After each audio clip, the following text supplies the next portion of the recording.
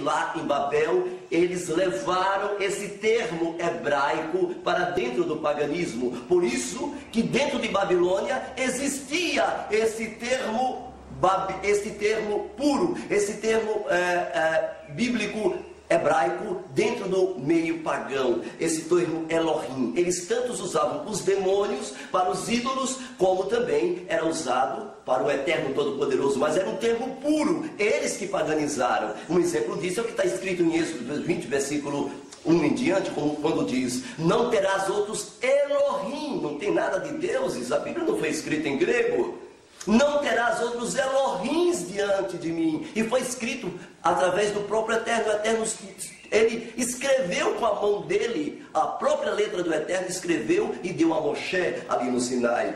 E nós queríamos que vocês agora, entendendo exatamente essa questão dos nomes, como era o Eterno chamado, agora vamos falar de Jeová e Javé.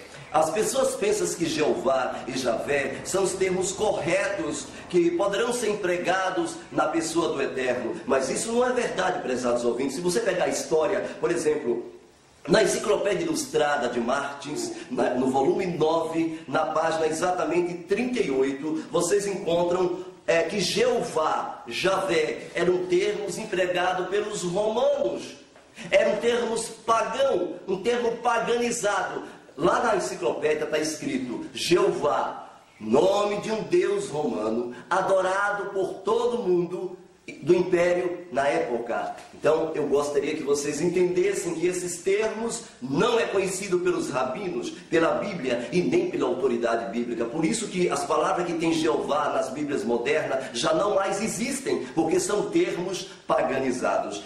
Indo adiante, nós queremos então que vocês prestem atenção de onde veio o termo que entrou na Bíblia. Eu gostaria que vocês entendessem uma coisa interessante. Quando Antíoco Epifânio dominou o mundo naquela época, a parte que ele coube foi a parte da Palestina. Ele então pegou os judeus e colocou o helenismo e começou a impor que os judeus se helenizassem, adorassem aos deuses de prata e ouro, aos deuses da Grécia. E uma das coisas que Antíoco Epifânio fez foi dentro do templo sagrado, do templo que o Eterno mandou Salomão construir, eles colocaram a estátua de Zeus e mandou que os judeus sacrificassem um porco a Zeus. Os judeus se recusaram, mas quem se recusava eram mortos. Eles eram mortos sem piedade, prezados ouvintes, mas muitos heróis judeus mantiveram-se firmes, não adoravam em hipótese alguma e nem se curvavam diante do helenismo imposto por Antíoco Epifânio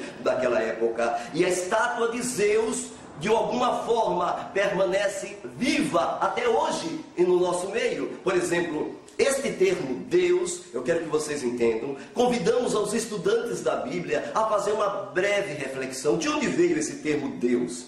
Bem, esse termo Deus, gostaria que vocês entendessem, veio do grego. Esse termo Deus veio do grego. A palavra do dicionário de S.J. Freire, exatamente S.J. Freire, no seu dicionário, a gramática grega e dicionário, S.J. Freire deixou bem claro que a pronúncia Zeus é o mesmo que Júpiter para os romanos. Vem da palavra Dios na declinação. Na terceira declinação, Di. Na quarta declinação, nós temos Dia. Ou seja, o termo Zeus significa luz, dia, sol. Da palavra Zeus foi que surgiu o que vocês conhecem hoje, a palavra Theo. Por exemplo, o termo latim teologia é o mesmo que Júpiter, estudo de Júpiter, estudo de Zeus. Esta é uma palavra que tem uma raiz pagã. Introduzir esta palavra no meio judaico, no meio hebraico, ela é estranha. Ela soa estranho a uma mente hebraica. Uma mente de um judeu é difícil pegar o elemento pagão e colocar para que eles entendam como adoração. É difícil. E então, prezados ouvintes, essas declinações fizeram surgir as palavras latinas que adentraram na Bíblia como Deus. E eu quero que vocês entendam que dentre muitas outras palavras desta mesma natureza, ela evoluiu. E esta palavra, Deus, veio também do Egito. Veio de Zeute. Os gregos, eles herdaram esta palavra do Egito. Você dizer, mas Deus não tem problema, é com D. A letra D é a terceira declinação da letra zeta, da terceira declinação do grego. S.J. Freire, dicionário e gramática, fala claramente sobre isto. Eles então colocaram este termo pagão dentro da Bíblia. Você dizer que este termo pode ser usado dentro da Bíblia é a mesma coisa que você chegar na Índia e disser, escuta, quem é a deidade aqui que vocês adoram? E eles vão dizer para vocês, nós adoramos a Shiva. E então, então nós vamos colocar a Shiva, a deidade que vocês adoram, aqui dentro da Bíblia. Aí está lá na Bíblia, no princípio criou Shiva os céus e a terra.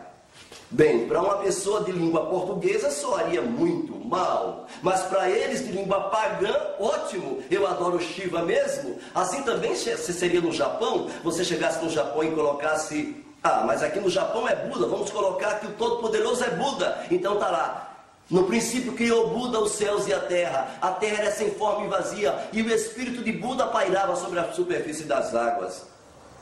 Espera aí, vocês iriam estranhar. Assim também aconteceria com outros países. Confúcio e outros deuses pagãos foi o que fizeram com a palavra Elohim, Adonai, Hashem, as 4 consoantes. Eles pegaram um termo de uma deidade pagã, solar, e introduziu dentro da Bíblia. Só mudou a letra, mas foneticamente é a mesma pessoa, não só foneticamente, como da raiz da palavra. Ou seja, quando você fala Deus, você está falando Zeus. É isso, prezados ouvintes, é a mesma palavra que você está falando, adorando. E vocês poderão entender que eu peguei o dicionário, por exemplo, Deuses e Heróis da Antiguidade Clássica, de Tarsilo Orfeu Spaldi, da Cultrix MEC, do Ministério da Educação e Cultura, primeira edição de 74, páginas 169 e 171, fala assim, vou ler para vocês, Júpiter ou Zeus, significa pater em grego, pai, que corresponde aos sânscritos Deus, Pitar, e ao latim Júpiter. Deus significa céu, ou luz do céu, igual ao sol, que já por si só já indica o caráter desta antiga divindade indo-europeia. Para os gregos e romanos, Júpiter era o filho de Saturno e de Reia. O nome indo-europeu, Deus, que se encontra em sânscrito lituano, inclusive no prussiano, velho islandês, galês, latim, grego, significa brilhante, luz da manhã. É inseparável do vocábulo Zeus, prezados ouvintes, em grego, que também em latim você fala dies. E falando nisso, eu gostaria de passar para vocês o que está escrito em Isaías 14, Yeshayahu, a maneira correta de falar. Isaías 14, 12 a 14. O que diz lá na tua palavra, na tua Bíblia? O que diz lá? Está lá escrito: como caíste do céu, tu resplandecente, filho da alva, como fostes cortado por terra, tu que debilitava as nações. É incrível isso. E tu dizias no teu coração: eu subirei ao céu, acima das estrelas de Elohim, e serei semelhante ao quê? Ao Altíssimo. Olha a palavra aí.